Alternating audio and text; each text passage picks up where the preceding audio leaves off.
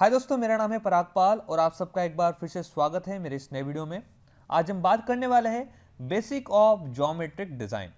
अभी आप कहेंगे कि सर ज्योमेट्रिक डिज़ाइन होता क्या है। मैं आपको ये बताना चाहता हूँ, ज्योमेट्रिक डिज़ाइन डील करता है दो चीज़ों के साथ। एक होता है हॉरिजॉन्टल और एक होता है वर्टिकल। हॉरिजॉन्टल मतलब क्या है? टॉप व्यू ऑफ रोड, जहां से आपको इस टाइप के रोड का प्लान दिखता है। ओके। और वर्टिकल मतलब क्या? कि जो एग्जिस्टिंग ग्राउंड लेवल जो होती है, ठीक है, उसके ऊपर से आपका रोड की जो नया रोड बनने वाला है वो कैसा जाने वाला है। ओके। ये दोनों चीजें हॉरिजॉन्टल और वर्टिकल को डिफाइन करती है। तो इस वीडियो में हम basic of geometric design discuss करेंगे, जिसके माध्यम से आपको सारे कंसेप्ट आपके क्लियर हो जाएंगे। लेकिन वीडियो स्टार्ट करने से पहले दोस्तों, अगर आपने अभी तक मेरे YouTube चैनल को सब्सक्राइब नहीं किया है तो प्लीज़ मेरे YouTube चैनल को सब्सक्राइब कीजिए, क्योंकि इस वीडियो के माध्यम से आपको काफ़ी हद तक अच्छी इंफॉर्मेशन मैं प्रोवाइड करता हूं।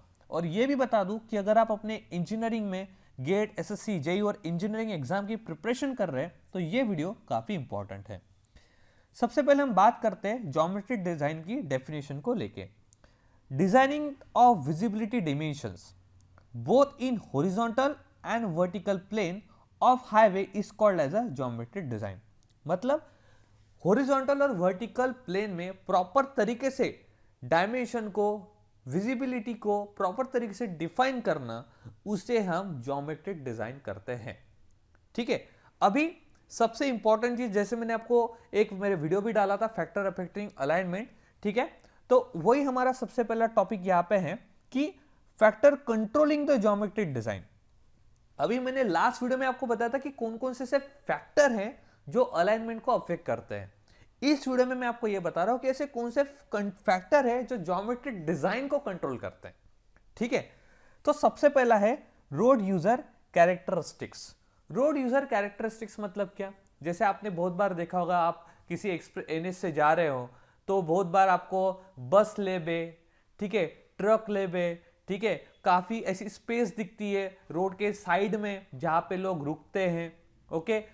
काफी रोड का पूरा जो सिस्टम होता है, जो क्रॉस सेक्शन होता है, ओके, रोड किस तरीके से रोड यूजर यूज करना चाहता है, ये सारी चीजें आप रोड यूजर कैरेक्टरिस्टिक्स में समझते हैं और उस हिसाब से फिर क्या करते हैं, रोड की हॉरिजॉन्टल ज्योमेट्री डिफाइन करते हैं। नाउ व्हीकल कैरेक्टरिस्टिक्स, इंडिया में किस टाइप के रोड, किस टाइप की व्हीकल अवेलेबल है, ठीक है, इंडिया में कितने मल्टी एक्सल रोड के कितने मल्टी एक्सल वाले ट्रक अवेलेबल है जो आपके इस रोड के ऊपर से जाने वाले हैं, ये सारी व्हीकल के डायमेंशंस आप कंसीडर करते हो, तब जाके आप क्या करते हो, उस रोड की वर्टिकल और हॉरिजॉन्टल प्रोफाइल बनाते हो। फिर सेफ्टी रिक्वायरमेंट, जब कोई एक व्यक्ति गाड़ी चलाएगा तो गाड़ी चलाने के समय उसको कौन कौन सी सेफ्टी रिक्वायरमेंट होनी चाहिए। मतलब आपने देखा होगा स्पीड लिमिट दी होती है, ठीक है, नीचे रोड के ऊपर कई बार स्पीड ब्रेकर्स दिए होते हैं, ठीक है, ये सारी चीजें जो होती है आपको ध्यान में रखनी पड़ती है when you are designing the highway. और उसके साथ ये भी आपको डिजाइन करना होता है कि जो कर्व्स होते हैं, जब कोई व्यक्ति एक जगह से ऐसे क्या कहते हैं कि कर्व से लेके मूवमेंट करता है, तो वो उसका व्हीकल जो है ओवरराइड ना हो जाए, स्लिप ना हो जाए, इसके लिए प्रॉपर इंजीनियरिंग डिजाइन आपको करनी होती है, जो कि सेफ्टी रिक्वायरमेंट के अंदर आता है। फिर एनवायरमेंटल कंसिडरेशन, आपने बहुत बार देखा होगा दोस्तों, जब कोई भी रोड बनता है काफी ट्री कटिंग होती है, तो उन ट्री कटिंग को मैनेज करने के लिए किस तरीके से आपको उस ट्री को मेंटेन करना है। मतलब मान के चलो, अगर आप एक रोड बना रहे हो, उसके ऊपर से आपके 1000 ट्री कट होने वाले हैं, ठीक है, 1000 ट्री आपके कट होने वाले हैं, तो उस 1000 ट्री का कंपनसेशन आप कैसे करने वाले हो, कहां कहां पे आप पेड़ पौधे लगाने वाले हो, क्योंकि बैलेंस रहना बहुत जरूरी होता है एनवायरमेंट का। तो उस बैलेंस को मेंटेन करने के लिए आप कहां कहां पे पौधे लगाने वाले हो, ये सारी चीजें आपको एनवायरमेंटल कंडीशंस के हिसाब से ध्यान में रखनी होती है। उसके साथ ही साथ आपको यह भी ध्यान में रखना होता है कि जो फॉरेस्ट एरिया है उसको डिस्टर्ब ना करे, ये सारी चीजें आपको ध्यान में रखनी है। नाउ इकोनॉमी, ऑब्वियसली जब भी आप हाईवे डिजाइन करते हो तो हाईवे डिजाइनर किस भी अगर मान के चलो ये आपकी प्रोफाइल है, ठीक है, वर्टिकल प्रोफाइल की बात कर रहा हूं, ये आपका एग्जिस्टिंग ग्राउंड लेवल है, ठीक है। और जो आप प्रपोज कर रहे हो, जहाँ के जिस जगह से आप हाईवे लेके जाना चाहते हो, अगर आप यहाँ से ऐसे लेके जाओगे तो क्या आप इतनी फीलिंग करोगे वहां पे? अगर आप इतनी फीलिंग करोगे तो ऑब्वियसली आपका हाईवे जो है काफी अनइकोनॉमिकल बनेगा, ठीक है।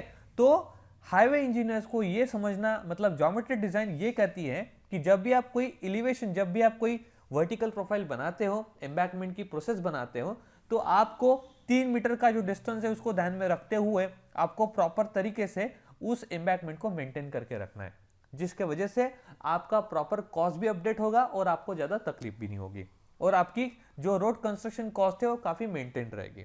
नाउ टोपोग्राफी, जैसे मैं आपको बताया था कि अगर आपके जिस एरिया में आप रोड बना रहे हो अगर वहां पे वैली है तो उस एरिया में आपको काफी सावधानी से डिजाइन करनी पड़ेगी, क्योंकि वहां पे कर्व्स, मूवमेंट, टर्न्स, ये सारी चीजें काफी मेंटेन करती है। अगर आपका टेरेन, मतलब आपका जो लोकेशन है, अगर प्लेन टेरेन है तो आपको वहां पे टोपोग्राफी ध्यान में रखनी पड़ेगी कि कहाँ से आपका रोड जा रहा है। ओके, पॉलिटिकल रीजन्स, ये सारी चीजें आपको ध्यान में रखनी पड़ेगी।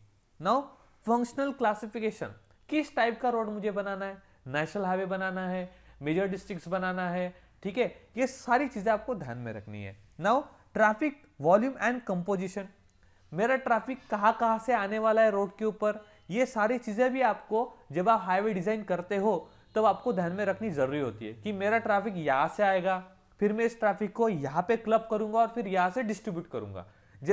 सॉरी, जैसे मैंने बोला कि मेरा ट्रैफिक यहाँ से आ रहा है, यहाँ पे कलेक्ट करूंगा, फिर उसको इधर इधर जाने के लिए मैं जगह दूंगा, ठीक है, ओके, इस तरीके से, जिसके वजह से मेरा ट्रैफिक प्रॉपर तरीके से फ्लो होगा। ओके, तो ये जो चीजें हैं ये आपको ज्योमेट्री डिजाइन करने के टाइम पे समझनी होती है। नाउ डिजाइन स्पीड, ऑब्वियसली अगर आप आईआरसी अगर आपने पढ़ा होगा, मैं वैसे तो आपको और आने वाले दिनों में आईआरसी की इंफॉर्मेशन भी दूंगा, तो आईआरसी कहता है कि आपका जो डिजाइन स्पीड है, डिजाइन स्पीड के हिसाब से आपको अगर एक्सप्रेस से बनाना है तो उसकी क्या डिजाइन स्पीड होनी है, अगर आपको मेजर डिस्ट्रिक्ट रोड बनाना है तो उसकी क्या डिजाइन स्पीड होनी है, अगर आपको स्टेट हाईवे बनाना है तो उसकी क्या डिजाइन स्पीड होनी है, ये सारी की सारी चीजें आपको ज्योमेट्री डिजाइन बनाने के टाइम, मतलब हाईवे की डिजाइनिंग बनाने के टाइम में ये फैक्टर आपको ध्यान में रखने, क्योंकि यही फैक्टर आपके हाईवे को कंट्रोल करते हैं, आपके हाईवे की ज्योमेट्री को कंट्रोल करते हैं, ठीक है। नाउ अभी हम कुछ ऐसे बेसिक फैक्ट्स देखेंगे अबाउट हाईवे ज्योमेट्री डिजाइन। तो यहां पे जो बेसिक फैक्ट्स मैं आपको बताने जा रहा हूं वो ये है कि total time required for perception, intellection, emotion and violation, जिसको हम पीव थ्योरी कहते हैं, that is from the instant of object come in the line of sight of the driver to the instant he arrive at a decision under normal circumstances is called reaction time. देखिए, इस पूरे sentence का ये कहना का मतलब है कि पीव थ्योरी, जिसमें पी मतलब होता है परसेप्शन, आई मतलब होता है इंटेलेक्शन, ई मतलब होता है इमोशन एंड वी मतलब होता है वायलेशन, ये चारों की चारों चीजें एक ड्राइवर के अंदर होती हैं।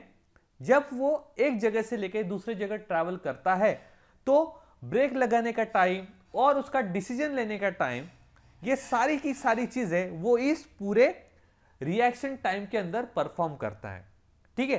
तो पीव थ्योरी का यही मीनिंग होता है कि वो क्या डिसीजन लेगा या फिर वो किस तरीके से डिसीजन लेगा, ये इस पीव थ्योरी के माध्यम से डिफाइन होता है, ठीक है। और ये जो होता है ये एक लाइन ऑफ साइट के हिसाब से वो डिफाइन करता है कि अभी वो गाड़ी एक ट्रक के पीछे है और आगे से ट्रक आ रहा है, अगर उसको ओवरटेक करना है तो वो क्या डिसीजन लेगा, ये इस पीव थ्योरी से रिएक्शन टाइम के माध्यम से हम डिसाइड कर सकते हैं, okay.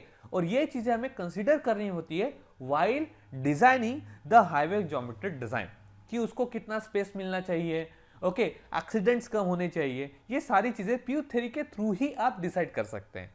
Now as per IRC, जो इंडियन रोड कांग्रेस है, उसके हिसाब से 2.5 सेकंड हमारा रिएक्शन टाइम होता है और वो जो होता है 19% ऑफ रिएक्शन टाइम होता है, ठीक है। मतलब स्टैंडर्ड जो रिएक्शन टाइम जो होता है वो 2.5 सेकंड होता है, ऐसा कहा जाता है। तो आप ये गेट एग्जाम या फिर दूसरे एग्जाम्स के लिए आप इसको ध्यान में रख सकते हैं। नाउ दूसरी चीज जो मैं आपको यहाँ पे कह रहा हूं वो ये है कि design vehicles are those, design vehicle वो व्हीकल होती है whose dimension and weight are adopted for determining the element of highway designing। मतलब आपने देखा होगा फोर व्हीलर, अभी आप मारुति को कंपेयर करो ऑडी के साथ, तो ऑडी का डायमेंशन और मारुति सुजुकी का डायमेंशन दोनों में काफी फर्क है। ठीक है, तो एक डिजाइन व्हीकल एक ऐसी व्हीकल होती है जिसको कंसिडर किया जाता है, जिसका डायमेंशन और उसका वेट हाईवे डिजाइन के लिए अडॉप्ट किया जाता है। ठीक है, जिसमें maximum permissible width of vehicle जो एडमिट की है वो है 2.44 मीटर। ये लिख के रखिए, ये आपको काफी इंपॉर्टेंट चीज मैं बता रहा हूं। ठीक है, अगर आपको एग्जाम में क्वेश्चन आया तो आपको इसके ऊपर क्वेश्चन आ सकता है, आपको इसके ऊपर क्वेश्चन आ सकता है फिलिंग द ब्लैंक्स को लेके। ठीक है, कि बताओ जो design permissible width of vehicle है वो कितनी है एज पर आईआरसी, वो है 2.44। बताओ रिएक्शन टाइम कितना है, 2.5 सेकेंड। ठीक है, now the maximum speed at which vehicle can continuously travel safely under favourable condition, इसको हम क्या कहते हैं, इसको कहते हैं डिजाइन स्पीड। डिजाइन स्पीड का मतलब यह होता है दोस्तों कि कोई भी गाड़ी कंटिन्यूअसली एक ही स्पीड के अंदर अगर वो कंटिन्यूस ट्रैवल करती है, फेवरेबल कंडीशन जहां पे कुछ दिक्कत नहीं है, उस स्पीड को हम डिजाइन स्पीड कहते हैं। ठीक है, सो ये काफी इंपॉर्टेंट, ये डेफिनेशन है डिजाइन स्पीड की। Now ruling design speed is the speed. अभी आपने कई बार सुना होगा अपने क्लास में भी, आपके लेक्चरर ने कहा होगा ruling design speed. Ruling design speed और डिजाइन स्पीड में क्या फर्क है? Ruling design speed is the speed which is used as guiding criteria for correlating various geometry design feature। ये रूलिंग डिजाइन स्पीड ऐसी डिजाइन स्पीड होती है जो कि एक गाइडिंग स्पीड होती है, जो आपके ज्योमेट्रिक डिजाइन को, ज्योमेट्रिक के फीचर्स को ध्यान में रखते हुए डिफाइन की जाती है। ठीक है, ऐसी डिजाइन स्पीड जो डिजाइन स्पीड से भी अंडरस्टैंडिंग ध्यान में रख के, आपके ज्योमेट्री, आपकी ज्योग्राफी के फीचर को ध्यान में रख के एक जो final and optimum design speed जो रखी जाती है, जिसके हिसाब से एक ड्राइवर स्मूथली ट्रैवल कर सकता है विदाउट एनी ऑब्स्ट्रक्शंस, उस स्पीड को रूलिंग डिजाइन स्पीड कही जाती है। Okay, now where site condition, ये पे अभी हम नेक्स्ट पॉइंट की ओर बात कर रहे हैं, where site condition cost etcetera do not permit ruling design speed, then speed is decrease to the minimum design speed. तो ये यहां पे कंक्लूड होता है कि डिजाइन स्पीड से रूलिंग डिजाइन स्पीड ज्यादा हो सकती है, लेकिन कभी कभी जो डिजाइन साइट के कंडीशंस है, साइट का कॉस्ट है, उन चीज को ध्यान में रखते हुए अगर रूलिंग डिजाइन स्पीड एडिक्वेट नहीं है तो हम डिजाइन स्पीड को कंसीडर कर सकते हैं। यह भी काफी इंपॉर्टेंट चीज होती है while designing the highway geometric design. Okay, now topography of land, जो कि लैंड की टोपोग्राफी जो भी होती है, ठीक है, through which road process is known as a terrain. जैसे मैंने आपको क्या बताया, टोपोग्राफी मतलब क्या, एक एरिया मान के चलिए, ये ऐसा लैंड है जहाँ पे यहाँ पे खेती वाला एरिया है। ठीक है, ऐसे खेती वाला एरिया है, यहाँ पे एक स्कूल बना हुआ है। ठीक है, फिर यहाँ पे इधर से ये खेती है, लेकिन यहाँ पे फिर एक विलेज बसा हुआ है। तो this is a topography of area, और उसका एक टेरेन होता है। टेरेन मतलब का उसका एलिवेशन, ऐसे ऐसे एलिवेशन रहेगा। ठीक है, ऐसे ऐसे एलिवेशन रहेगा। ठीक है, मैं आपको बताऊंगा टेरेन किसको कहते हैं, एक दिन मैं वीडियो भी लेके आऊंगा। अगर आपको मेरे हाईवे डिजाइन सीखने तो आप मेरे से कनेक्ट कर सकते हैं, मैं आपको सिविल 3D के माध्यम से और ओपन रोड के माध्यम से सिखा सकता हूँ। ठीक है, नाउ अभी हम बात करेंगे functional classification of the road, कि रोड के क्लासिफिकेशन क्या होते हैं, लेकिन ये मैं नेक्स्ट वीडियो में कवर करूंगा क्योंकि टॉपिक थोड़ा लेंदी होते जा रहा है, मैं नहीं चाहूंगा कि आप बोर हो। ओके, तो आने वाले वीडियो में हम बात करेंगे functional classification of road. Okay, तब तक के लिए बहुत बहुत शुक्रिया, have a nice day, bye bye.